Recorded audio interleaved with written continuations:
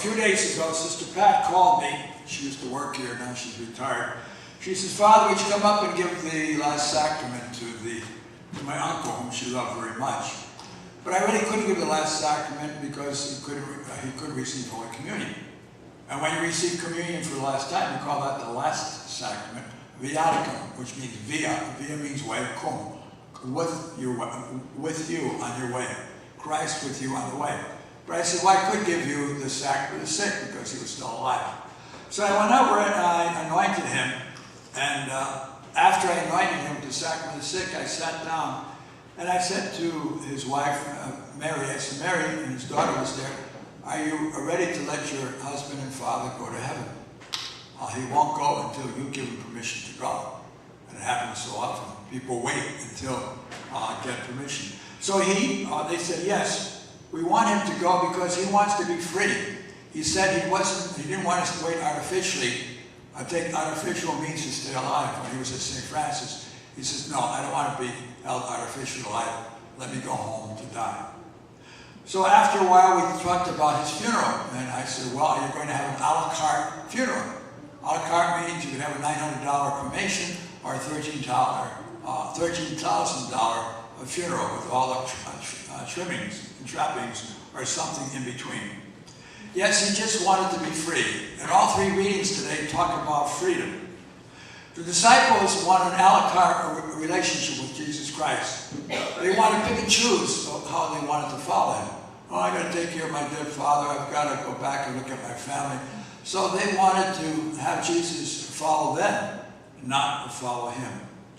Now, the question is, they didn't want to be inconvenienced in any way. So they stayed at the Hamanesses this afternoon, or they went playing golf, or they skipped coming here, because they really didn't want to be inconvenienced.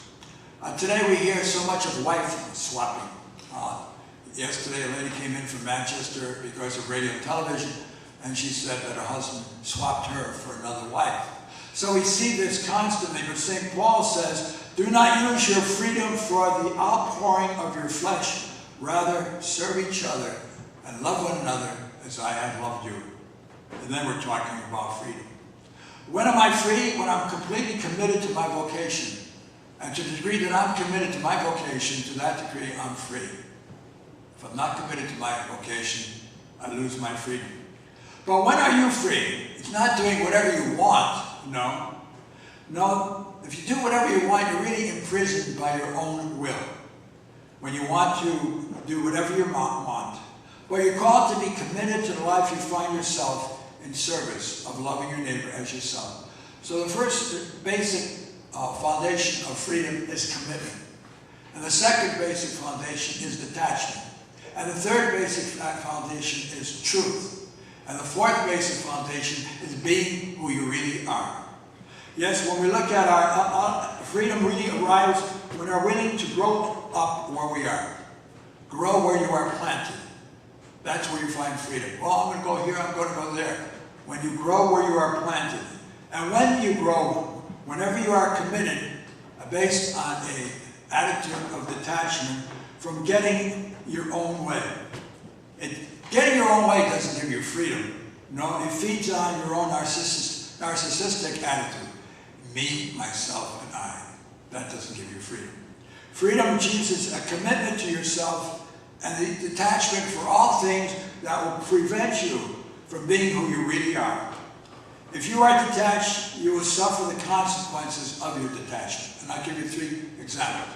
Well, remember the general over Afghanistan? He said that he didn't feel that the civilian government really was able to lead the war, that they really didn't know what they're talking about. He said that in Rolling Stones. Now, he said it knowing that he'd be in real trouble, and the consequences would be there. Whether you agree with him or disagree with him, that's not the point. The point was that he had to be true to himself. He knew that his job may be on the line. He knew that he may lose his job, but he had to be true to himself. So he said it as it was, that he did not feel our civil government really, civilians could really run the war.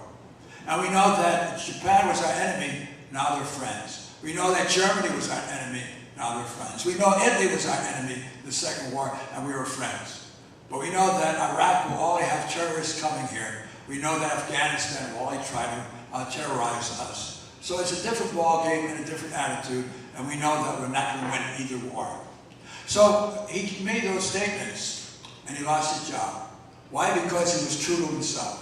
Freedom comes when you are true to yourself, and to the degree that you're close to Christ, to that degree you're free. I live not I, but Christ lives in me. That's freedom. And to the degree Christ does not live in you, to that degree you lose your freedom. Another example, freedom comes from commitment, detachment, truth, and being yourself. A girl came in, a high school girl came in to see me a while back, and she says, Father, I have to do community service. She followed up in high school. Now, I've been a priest 51 years, and it's always the same story. Recently, I got 3 kids to come in, they got to do community service. And well, how many hours you got? I got 15. When do you have to give your paper in? Tomorrow. They always come in a day before they're committed to go to court, and that's the story of their life. So usually I say, okay, I'll give you 5 hours if you come to church. So all of a sudden we have teenagers coming to church to work off their community. And I say, well, did you tell your mother? I signed the paper and I gave it to her. I said, you going to tell your mother? Oh no, she's going to be upset. I said, then you're not true to yourself. If you think lying is going to help you in the long run, truth will make you free. Lying will if you lie, you're going to think less of yourself. And how do you think your mother's going to feel? Chances are she's going to learn about this either from a neighbor, a teacher, or one of your enemies is going to tell your mother. And when she finds out from someone else that you did something in school and you're doing community service, the father's signing the paper, how do you think she's going to feel about you? Will she ever trust you again? When you lie up to a person, you lose trust, and you lose your self-identity. You lose who you really are, because basically you're a good person. But by lying, you do not find out who you are, but you lose yourself and your identity, and you lose your freedom. As soon as you lie, you lose your freedom, because you lost truth. I don't know whether she ever told her mother, but if she told her mother, her self-image and truly being herself come true. If she didn't tell her mother, God help her husband in the future, whether she'll also lie to him. The third story has happened to me. When I was in radio and television, I was a director of radio and television, and the day that Elvis Presley died from an overdose, I went to the Bushnell Park and I was giving out Bibles. And President Reagan at that time was at the Civic Center. And Sister Pat, Sister Arlene told me, Father, if you go there and do what you plan on doing, you're going to get fired. So I gave out about 100 Bibles, and I went to the Civic Center, and there were 250 bishops behind President Reagan. And President Reagan was talking, and because I had a journalist pass, a news pass, I was standing between CBS and ABC, and I was looking up at the president, and the Secret Servicemen were looking at me. But I was cleared, so I picked up my sign, and I said, President, stop the nuclear arms race. It is sinful. And it is sinful to build a bomb that can destroy thousands and thousands of people. Never justified. So that was my humble opinion. So the Secretary of State from the Vatican saw me, and all the bishops saw me, and a lot of my military chaplains that I know, Father Charbonneau, Father Canane, they saw me, and they gave me so many looks that I turned into dust. And so they said, the sisters said, 2 sisters that worked with me, if you go there, you're going to lose your job. And I remember I went to New York and I went to see a play.